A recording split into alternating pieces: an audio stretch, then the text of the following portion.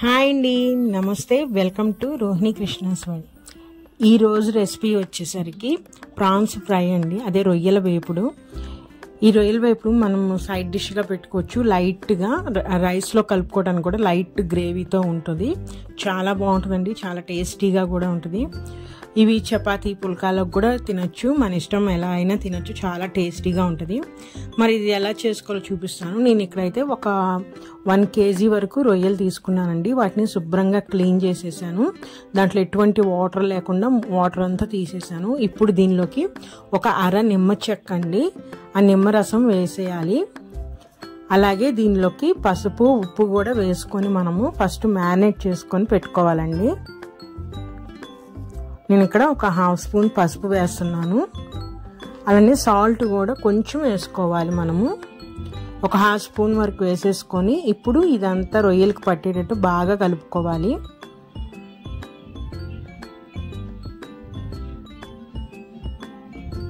నేను తీసుకున్న రొయ్యలసరికి చిట్టి రొయ్యలు అంటారు కదా, అవండి. ఇవైతే కొంచెం స్వీట్ టేస్ట్తో ఉంటే చాలా బాగుంటాయి. మనకి సముద్రం రొయ్యల కన్నా చెరువు రొయ్యలు చాలా బాగుంటాయండి. సో ఈ విధంగా కలిపేసేసుకొని వీటిని ఒక అరగంట సేపు మ్యారినేట్ చేయాలి. కనీసం ఒక పావు గంట సేపు అయినా సరే మనము అవి పసుపు, ఉప్పు, నిమ్మరసం కలిపి పెట్టేసేయాలండి. ఇప్పుడు నేను ఒక 1/2 అవర్ అయిపోయిన తర్వాత ఫ్రైకి కావాల్సిన ఒక బాండీ పెట్టేసుకున్నాను. దాంట్లోకి ఆయిల్ వేసేసుకున్నానండి. ఇప్పుడు ఆయిల్ వేసుకుని ఆయిల్ హీట్ ఎక్కగానే ఈ విధంగా రొయ్యల్లో ఉన్న వాటర్ ఏది రాకుండా మనము ఈ వీడియోలో చూపిస్తున్న విధంగా వాటర్ అంతా తీసేసి ఉట్టి రొయ్యల వరకు ఆయిల్లో వేసేసేయాలి.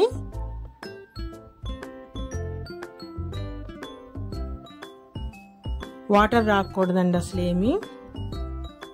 మీడియం ఫ్లేమ్లో పెట్టుకోవాలి మనము ఆయిల్ అనేది.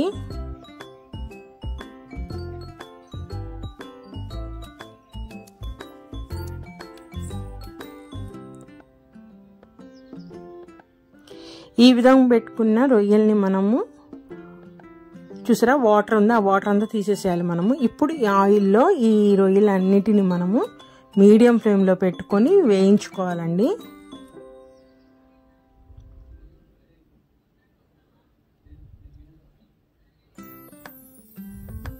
ఈ విధంగా వేయించేటప్పుడు ఆ రొయ్యల్లో ఉన్న వాటర్ అంతా కూడా బయటకు వస్తుంది.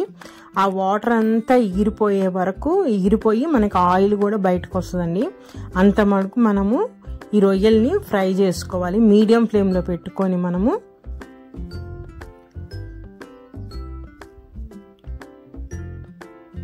చక్కగా ఫ్రై చేసుకోవాలండి. హై ఫ్లేమ్లో పెట్టేయకూడదు, ఎందుకంటే రొయ్యలు అనేవి మాడిపోతాయి. సో ఈ విధంగా చూసారా ఎంత వాటర్ వచ్చేసిందో. అప్పుడే ఈ వాటర్ అంతా ఎవాపరేట్ అయ్యే వరకు మనము ఫ్రై చేసుకుంటూ ఉండాలి.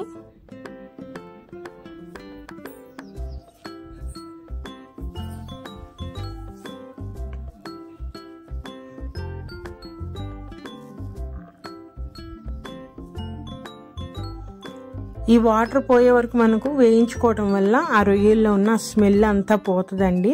రొయ్యలు కూడా చక్కగా మంచిగా ఉడికి ఉంటాయి. ఈ విధంగా ఫ్రై చేసి రెడీ అవడానికి నాకు ఒక 5 minutes వరకు పట్టిందండి. చూసారా, ఒక 5 నిమిషాల తర్వాత దాంట్లో ఉన్న వాటర్ అంతా పోయి ఆయిల్ బయటకు వచ్చేసింది. ఇప్పుడు ఇట్లా వేయించిన రొయ్యల్ని మనము ఒక ప్లేట్లోకి తీసేసుకోవాలి.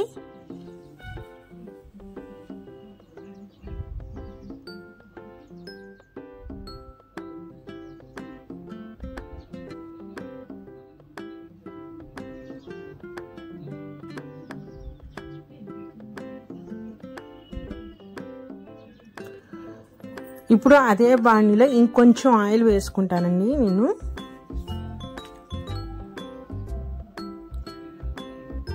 ఇంకొంచెం ఆయిల్, ఒక 2 స్పూన్ల ఆయిల్ వేసేసుకొని ఇప్పుడు మనము మన గ్రేవీ అంటే కొంచెం ఎంత కావాలో, మనం రైస్లో కూడా కలుపుకోవడానికి కావాలంటే ఇంకొంచెం ఉల్లిపాయలు ఎక్కువగా, లేదు జస్ట్ మనం సైడ్ డిష్గా తినాలన్నప్పుడు ఉల్లిపాయలు తక్కువగా వేసుకోవాలి. నేనైతే ఇక్కడ రైస్లో కలుపుకోవడానికి వరకే చేస్తున్నాను. అంటే రైస్లో కలుపుకోవచ్చు, లేదంటే ఒక రసం కానీ పప్పుచారు కానీ పెట్టుకొని సైడ్ డిష్గా కూడా మనం నంచుకొని తినచ్చండి. సో నేను ఇక్కడ మీడియం సైజు ఉన్న 2 ఉల్లిపాయలు తీసుకొని సన్నగా కట్ చేసేసుకొని వాటిని ఇప్పుడు ఆయిల్లో మెత్తగా ఫ్రై అయ్యే వరకు వాటిని వేయించుకోవాలి.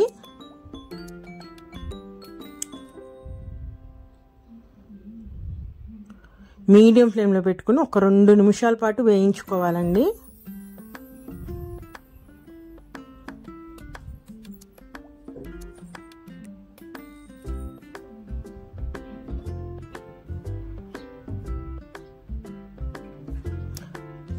అలాగే ఒక 4 పచ్చిమిరపకాయలు నిలువుగా కట్ చేసుకున్నాయండి, ఇవి కూడా వేసేసి ఉల్లిపాయలో వేయిస్తున్నాను.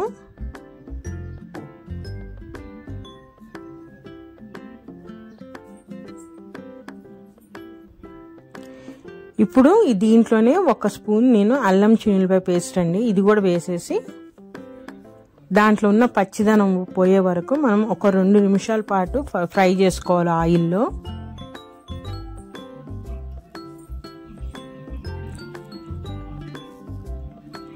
ఈ అల్లం చిన్నులపాయ అనేది ఉల్లిపాయలో బాగా కలిసేటట్టు కలిపేసుకోవాలి మనము.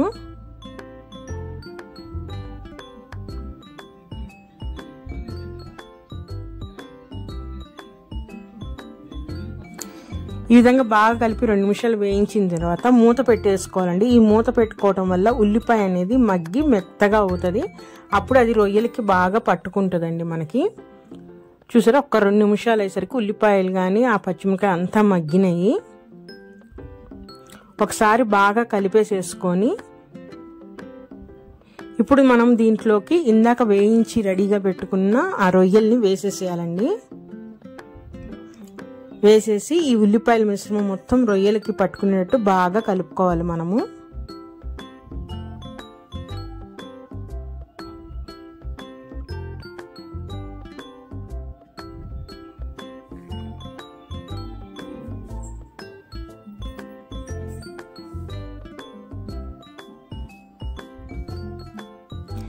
ఇప్పుడు ఇట్లా కలుపుకున్న రొయ్యల్లో మనము స్పైసెస్ అండి, అంటే మన కారము, ఉప్పు, పసుపు ఉంటాయి కదా, ఇవన్నీ యాడ్ చేసేసుకోవాలి. ఇప్పుడు నేను ఇక్కడైతే కారం వచ్చేసరికి 1.5 టేబుల్ స్పూన్ వేస్తున్నాను, అంటే ప్లెయిన్ కారం అండి. నేను ఇక్కడ 1.5 స్పూన్ వేసుకుంటున్నాను, అంటే మన స్పైస్కి తగ్గట్టుగా వేసుకోవాలి కారం అనేది.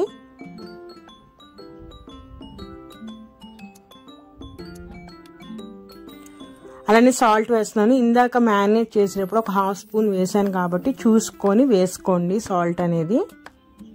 నేనైతే ఒక 1 స్పూన్ వేసుకున్నాను. అలానే ఒక 1/2 స్పూను పసుపు వేసేసాను. ఇప్పుడు ఈ కారం, ఉప్పు, పసుపు అనేది రొయ్యలకంతా బాగా పట్టేటట్టు బాగా కలుపుకోవాలండి మనము. అన్ని ముక్కలకి పట్టేటట్టు బాగా కలుపుకోవాలి. ఇదంతా కూడా ప్రాసెస్ అనేది మీడియం ఫ్లేమ్లో పెట్టుకొని చేయాలండి, హై ఫ్లేమ్లో మట్టుకు పెట్టకూడదు. ఈ విధంగా వేసిన ఉప్పు, కారం అనేది రొయ్యలకి పట్టాలి కాబట్టి నేను ఇక్కడ మూత పెట్టేసేసి ఒక 2 మినిట్స్ పాటు అట్లానే ఆ నూనెలో వాటిని వేయిస్తాను. ఈ లోపు దీనిలోకి ఒక గరం మసాలా పౌడర్ రెడీ చేసుకోవాలండి. వాటికి కావాల్సినవి ఇక్కడ నేను కేజీ రొయ్యలు తీసుకున్నాను కాబట్టి ఒక 2 స్పూన్ల ఎండు కొబ్బరి పొడి, 3 స్పూన్ల ధనియాలు తీసుకుంటున్నాను, 1 స్పూను మిరియాల పొడి, అలానే 1 స్పూన్ జీలకర్ర, ఒక 6 లవంగాలు తీసుకున్నానండి. వీటన్నిటిని ఎటువంటి అంటే రోస్ట్ ఫ్రై ఏం చేయకుండా డైరెక్ట్గా మిక్సీలో వేసేసుకొని మనం పౌడర్ రెడీ చేసేసుకోవాలి. చూసారా, ఇప్పుడు చూపిస్తున్న విధంగా ఈ విధంగా పౌడర్ అయిపోయిన తర్వాత ఇప్పుడు దీంట్లోకి పొట్టు వలవని చిన్నులపాయలు ఉంటాయి కదండి, వీటిని నేను ఒక 10 నుంచి 12 రెబ్బలు తీసుకొని జస్ట్ ఒక్కసారి అట్లా గ్రైండ్ చేయాలండి, మరి మెత్త పౌడర్ లేకుండా. ఇప్పుడు చూస్తున్నారు కదా, ఈ విధంగా కచ్చాపచ్చాగా ఈ విధంగా గ్రైండ్ చేసేసుకొని మనం పక్కన పెట్టేసుకున్నాము. ఈ పొడి అంతా వేసి రెడీ అయ్యేలోపు మనకి రొయ్యలు కూడా ఆ కారం, ఉప్పు, పసుపులో బాగా వేగి టేస్టీగా తయారవుతుందండి. ఇప్పుడు మూత తీసేసి చూద్దాము.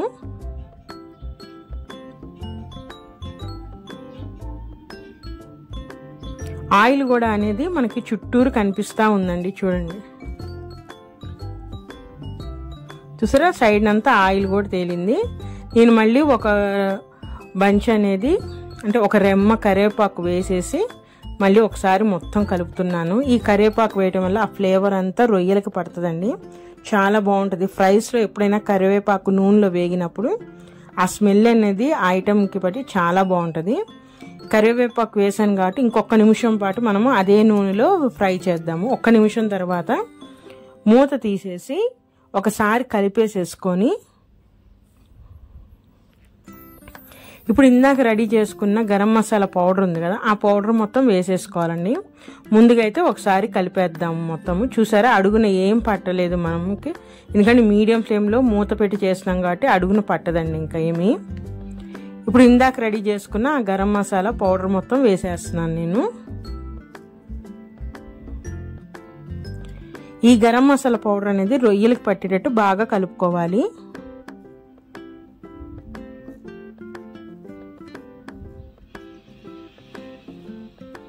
ఈ గరం మసాలా పౌడర్ వేసిన తర్వాత రొయ్యల్లో ఏమన్నా తేమ ఉన్నా కూడా అదంతా ఈ మసాలా పౌడర్ మొత్తం పీల్ చేసుకొని పొడి పొడిగా తయారవుతుందండి.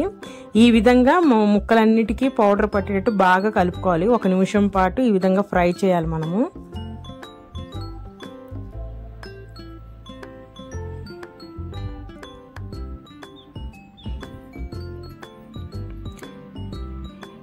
వేసేసాం కదా, ఇప్పుడు మనము ఆ గరం మసాలా కూడా మనము ఫ్రై అవడం అంటే దాంట్లో ఉన్న పచ్చివాసన పోవటానికి, ఆ గరం మసాలా మొత్తం రొయ్యలకు పట్టడానికి మళ్ళీ మూత పెట్టేసి అదే మీడియం ఫ్లేమ్లో ఇంకొక 2 నిమిషాల పాటు మనము ఫ్రై చేయాలండి. ఒక 2 నిమిషాల తర్వాత మూత తీసి చూద్దాము. చూసారా, మనకు ఆయిల్ అనేది కనిపిస్తుంది అక్కడక్కడ, అంటే సో మసాలా అనేది ఫ్రై అయిపోయింది. ఇప్పుడు దీనిలోకి నేను కొత్తిమీర వేసేస్తున్నాను. మీరు గనక ఇందాక మ్యారినేట్ చేసేటప్పుడు నిమ్మకాయ గనక పిండుకోకపోతే మీరు ఇప్పుడు నిమ్మకాయ పిండుకోవచ్చండి. అలానే గరం మసాలా పౌడర్, ఇందాక నేను వేసిన గరం మసాలా కాకుండా ఇంకా ఎక్స్ట్రా మీకు వేరే ఏదైనా గరం మసాలా పౌడర్ వేసుకోవాలన్నా కూడా ఇప్పుడు యాడ్ చేసుకోవచ్చు. కాకపోతే అది యాడ్ చేయకుండా ఉంటేనే ఈ గరం మసాలా ఫ్లేవర్తోనే ఫ్రై అనేది చాలా బాగుంటుంది. సో ఈ విధంగా కలిపేసేసుకోవాలండి మొత్తము. నిమ్మకాయ కూడా ఇందాక యాడ్ చేసుకోకపోతే ఇప్పుడు యాడ్ చేసేసుకోవచ్చు. మ్యారినేట్ చేసేటప్పుడే యాడ్ చేస్తే ఏముందంటే ఆ నిమ్మకాయ అనేది ముక్కకు పట్టి చాలా బాగుంటుంది. ఒక్క 1 మినిట్ పాటు కొత్తిమీర వేసిన తర్వాత ఒక్క 1 మినిట్ పాటు ఫ్రై చేస్తే మన రొయ్యల వేపుడు రెడీ అండి. ఇది రైస్లోకి, చపాతీ దేంట్లోకైనా చాలా బాగుంటుంది. మరి ఇదేనండి ఈరోజు రెసిపీ. అయితే నా రెసిపీస్ కనుక నచ్చితే ప్లీజ్ సబ్స్క్రైబ్ మై ఛానల్. అలానే లైక్ చేయండి, షేర్ చేయండి. మరొక మంచి రెసిపీతో మళ్ళీ కలుస్తాను. ఉంటానండి, బాయ్.